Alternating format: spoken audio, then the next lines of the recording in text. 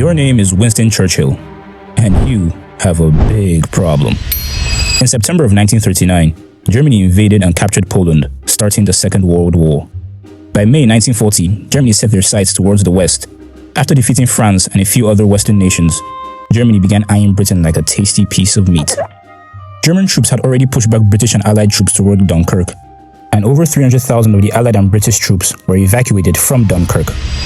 Now, earlier in the year, before France was defeated, Prime Minister Neville Chamberlain tried to stop the German invasion of Norway, and it ended in a complete failure. As a result, he lost a lot of trust from people in Parliament and decided to resign. That's where you come in. You become the new Prime Minister and form an all-party government. So now, you, a pale-skinned, out-of-shape man with a bad knee, has a power-crazed German breathing down his neck, and you're what's standing between him and Great Britain. Mostly anyway. Did I forget to mention, you also have a strong track record of fumbling and making big mistakes. No pressure. Now, our boy Adolf was hinting at the idea of peace, but you weren't having that. You figured since you're the last major nation standing in the West, negotiating peace with Germany wasn't a really good idea. For one, the Big H isn't all that trustworthy. He's broken pacts in the past, so putting faith in him now would just be a stupid bet. But mainly, you decided to fight on because you believed that surviving, even when it didn't look possible, was much better than becoming a puppet state to Germany. Peace to you would have meant abandoning free nations to Nazi tyranny and destroying Allied morale worldwide. You can't let that happen, so you fight on. The Germans planned to invade Britain with what they called Operation Sea Lion. But there was a major problem. Their navy wasn't strong enough to guarantee protection for a massive cross-channel invasion. They needed control over the skies of southern England and the English Channel. So, it became the Luftwaffe, that's Nazi Germany's Air Force, versus Britain's Royal Air Force. The stage is set.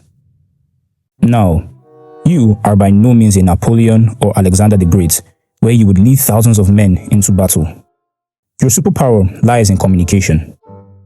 You maintain British morale, you communicate with the public, you work with the war cabinet. You make strategic decisions with Britain's military chiefs, making sure Britain keeps fighting.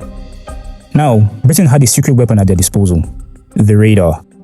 Britain had developed the chain-home radar system, and they could use that to locate German aircrafts.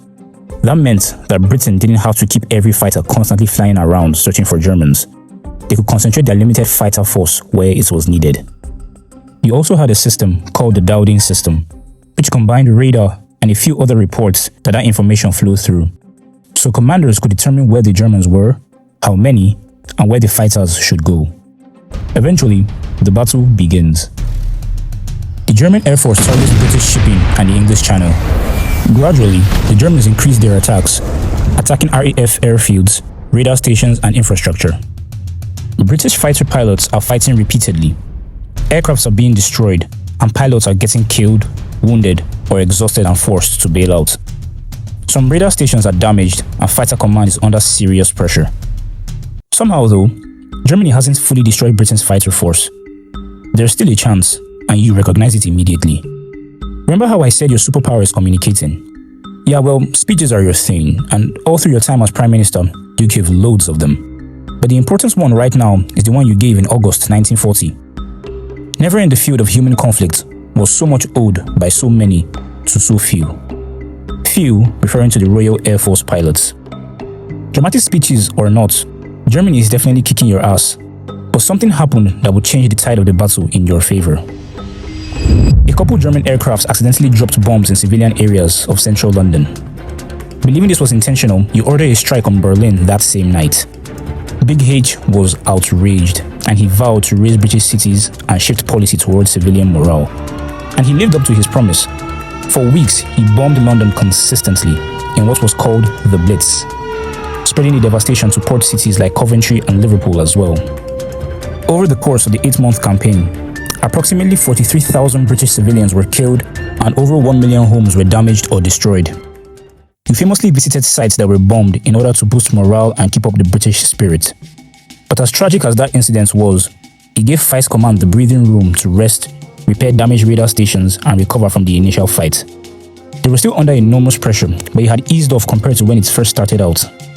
By late September 1940, Germany had failed to fully destroy the Royal Air Force and achieve air superiority. And without air support, they couldn't proceed with Operation Sea Lion. They eventually had to postpone the planned invasion of Britain and face the Soviet Union. Congratulations! You managed to survive the craziest man in Europe and save Britain from collapse. Of course, it wasn't all your doing. Most of the credit really goes to the commanders and pilots that stood firm throughout the course of the battle.